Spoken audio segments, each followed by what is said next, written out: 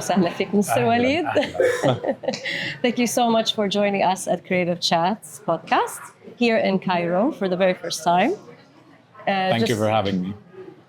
Just to give you an idea, Creative Chats is about giving MENA region's boldest voices in art, in design, in innovation, in all creative aspects, a voice, so we can sit together and learn about your aspirations, your challenges, and whatever you have in the future. And it brings us closer, and this is the way we collaborate. Wonderful. Yes, so without further ado, if you could please introduce yourself and your practice. Okay, I'm Waleed Arafa. I'm the founder and principal of Dar Arafa Architecture, which is a design and build studio, architectural studio based in Cairo. I graduated from Ain Shams University, studied architecture, urban design, and planning in 2001, and then also studied conservation of historical buildings at the Architecture Association London. Yeah. And I've been practicing since God knows when. So let me go back to that actually. What made you decide to study this or take this career path? Was there a certain moment that happened or an influence of some sort? I mean, there are things that I was not aware of at the moment, at that time, or I was not conscious of, but that now I understand more why I made these choices. Yeah. One of which is that I love all sorts of disciplines. Like I love science, I love math, I love geometry, I love philosophy, religion. I'm very curious for everything. And I was so worried at the age of 16 when it's the time when you have to choose what your major is going to be. I'm going to sacrifice one of my beloveds for another, for the sake of the other. But then architecture is one discipline that really, in order to excel at, you need to be in sync or involved in everything else. There are other disciplines that really require a narrow specialization because, for instance, the information that happens every day in that discipline cannot have you look at anything else. Yes. The architecture is fed, it is the material or spatial manifestation of all of these things. And so in order to become a good architect, you have to be aware of everything else. Absolutely. So I didn't feel like I needed to sacrifice. But also there was something else instinctive because looking back at my childhood, I was instinctively always reordering any space I'm in. Really? So I didn't know that meant architecture then. But it's usually, that's where it's rooted, and that's where I'm really happy that you found your passions in that at such a young age and were able to do that. So how does the city or the community play into your practice? Since you are saying, that it really is about understanding the human-centered aspect of things. Well, I believe that design and architecture needs to always understand the immutable or the absolute on the one hand, and the mutable or the change, anything that requires change or anything that is relative. Okay, and to understand which is which in order to respect the immutable and also respect the changing factor in the non-immutable or the mutable. And one of these things, or the most important umbrella for all of these things, is context, right? So I like to think of my practice as hyper-contextual. What I do is when I go into a new project, I try to learn and understand and listen to the context in all of the levels that context means. So geography, history, culture, people, everything that we can call context. And of course, any city is context. I mean, London is not Cairo, is not Paris. It's not. It has its own so the city complexities. is your biggest informant. Yes, for sure. So is there any barriers you feel that creatives in general are facing in this creative ecosystem nowadays? I mean, barriers, there aren't always good barriers. Yeah, sure. We can learn from limitations are things that also create challenges, which then leads design. We have to respond to them. We have to learn to become more intelligent. about them. But I mean, barriers are barriers. You have legal barriers, you have economic barriers, you have cultural barriers. Right. Because architecture is not the agency of just the architect. There's Yeah. the society, there's the client, and 100%. they could be challenges or they could be allies. sure. But also, even the challenge could be your ally because it squeezes you into thinking of the unthinkable or of something completely new and creative. So, Maybe there could be a great opportunity that Absolutely. can arise from a challenge. So, absolutely. also, what is an exciting opportunity that you have faced? Maybe you can give us an You mean in example. terms of projects? Yeah, for sure. I mean, I think of all of my, all of the work that we accept as challenging, no matter what the scale is, or because there's always, I mean, questions are questions. Any question that has the ability and the potential to let us think and delve deep into things Yeah. is a great challenge. Is a fun challenge, and I'm one person that is not very good at doing things that do not challenge and do not excite me. Yeah. So I'd say 100% of my work is exciting and challenging because we get a lot of offers, but we don't accept everything. Of We course. accept them only if they are challenging and exciting and fun. Right now, for instance, I'm so thrilled by the fact that I'm working on something that is of a scale of an object for Bin Ali. I cannot name. There's an NDA now, but it's an important Bin Ali, and I'm working on an object, Okay. not even an architectural installation. It's the scale of an object. At the same time, where I'm exploring also verticality, but I'm also exploring verticality in the sense of designing my first high-rise overlooking the Nile. So, I mean, Yeah. sometimes Is it- yeah, exactly. That's so interesting. So, how do you, if you can walk us a little bit through, like, how do you approach collaborations and what you feel makes them successful? Collaboration is a word that is so overconsumed. I almost, feel my gun when I hear it, because my understanding of collaboration in the true sense is Yes. that you have something and I have something else, and these two things coming together and synergizing them will bring us something excellent. That's, yeah. But nowadays I hear this word a lot, not meaning that exactly. It's just I don't know, Yeah. photo ops or just people trying to be cool together. So I'm not into that. I've collaborated before, like on my building in Paris, and it was a successful collaboration because both parties had things that the other party didn't have. Yeah. And so we learned from one another.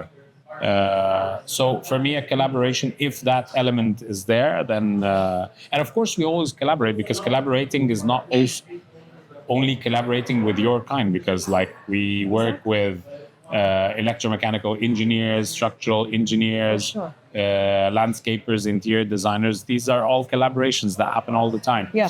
And we love working with specialists because they are focused on their thing, and that gives us the chance to learn from them in a very focused manner. So Yeah. it's a learning opportunity. If you want to ask me about the positive side For of sure. true collaboration, it's always a learning opportunity Yeah. about the other discipline and about yourself versus that discipline Yes. as well. Yes.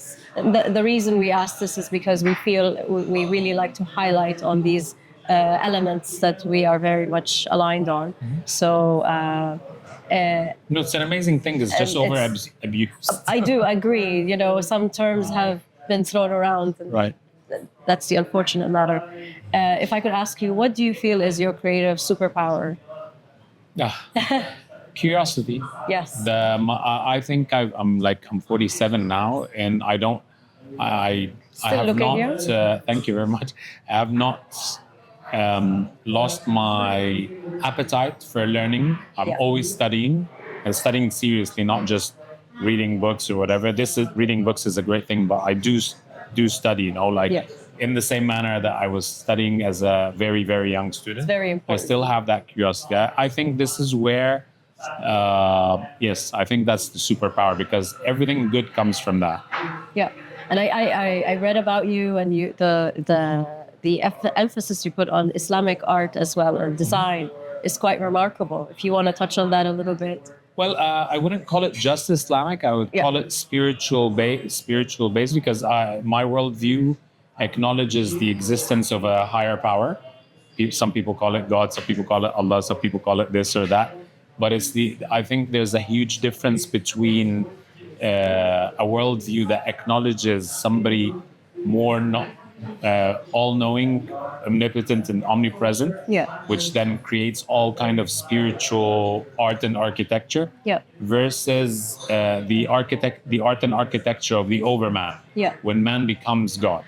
I don't believe in that because in reality we know our limitedness. Yes. So I think that train of thought limits people. But when you're tapping into a knowledge that is beyond your lifespan, something that is time honored, primordial, and all of that, and then apply it onto the patch of time where, like, say, I was born 1978. Yeah. God knows when I'm gonna go. So I'm the expert of that time Understood. and place, also, or time and space. But applying a time-honored thing to that, Yes. then produces the fireworks. And so that's my fascination with Islamic architecture or any spiritual-based type of architecture, because it renews itself. It has that ability to discern between the absolute and the relative, as I was mentioning before. Well, yes, that's wonderful. And then we as humans evolve constantly. So that's Absolutely. something that. Another question is for the future. What do you envision in this creative ecosystem? If you could, Well, or something That's that such a hard question. is like I would envision say. or wish for? Well, let's say wish for, actually, because maybe that's more. I a wish personal that level. people would tap more into this idea of what are our priorities, because I think the way that we are approaching creativity nowadays is very egocentric. And the problem with egocentrism is that it loses track of what is more important at a universal scale, Yes. rather than what's important to just me, which could be good for me but bad for so many others. Yeah. So I hope that more creative people would care for more than themselves. Yes. Because we're all going to be affected. I mean, whatever I'm doing, you're doing, someone sure. else is doing, is going to come back to haunt us. Yeah. And we are being haunted by so many things. I mean, architecture is one of the most, as it's practiced today, is one of the most polluting human activities there is, and Right. that's a sad thing. It is. It's a double-edged sword, Yeah. right? So, and And it's blocking a future. This way of practice is blocking a future at all, because we're running out of resources and we're creating problems yes. instead of solving them. At least the minimum is to do things for others. In that sense, Yeah. would be helpful. I know you had a lovely talk with us yesterday, so I'd ask you, what would you like the audience to take from the talk that you had with us? Well, yesterday we were talking about designing for The or community. with the community. Yes, exactly. And I think the message was well expressed, that we need a balance between the over-romanticization of just listening to the society, if there's something that we can call a hard block that is called society, without any critical ear, or completely dismissing them, because both approaches are not healthy. Yeah. We need to be able to listen well, but also to be critical while we're listening, so we can actually serve the society in the way that it needs to be served, rather than the way also sometimes they think they need to be served. So architects as specialists, not an elite. You know, like an elitist approach is like, we don't need to listen to anyone, but a specialist approach is we will listen to everyone, but we also acknowledge that our specialization, the time that we spend doing what we do, should give us some criticality in understanding the real needs, seeing through the expression into the real need. As I said yesterday, like somebody can go to a doctor and say, I have a headache and you need to give me this medicine. I must listen. Sorry, I must listen to the patient that he has a headache. But if he's asking me for a particular medicine, Yes. that's not right because he doesn't understand. You're How the does he know doctor, there are but- so many exactly? Yes. So we need this balance. Great. And what do you, from your experience with us at Creative Dialogues, first of all, thank you for joining us and for attending, is what would you like to get out of it? Or what have you learned in this Well, I mean, process? it's always good when you're speaking to a live audience because you see the reactions. Nobody has the ultimate truth. Yeah. You speak your mind out, and you're waiting for a reaction through the questions or the discussions, even after the talk.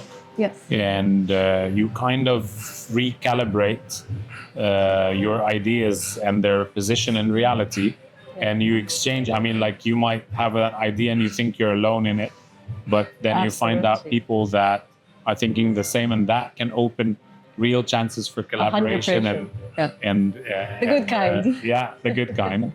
And that's always that should be the take away of any good conversation. Right. That we listen to each other and we take a step closer. Okay. So, Waleed, what is next for you? If you can share a small little tidbit before we wrap up. No, we have a lot unfolding this year because we have a lot being built on site, Yes. and we also have a lot on the drawing boards. So, as I said, there's going to be this art object in the Yes. Binali, Yes. and also a few new buildings that are going to be revealed. Okay. Well, I wish you the best of luck. And thank you so much for having Thank this you. chat with us today. It's a true honor. And yes, Thank you very hopefully we'll much. see you the next time. Yes, yes. Welcome back to Egypt, and see you elsewhere as well. Thank you. Thank you.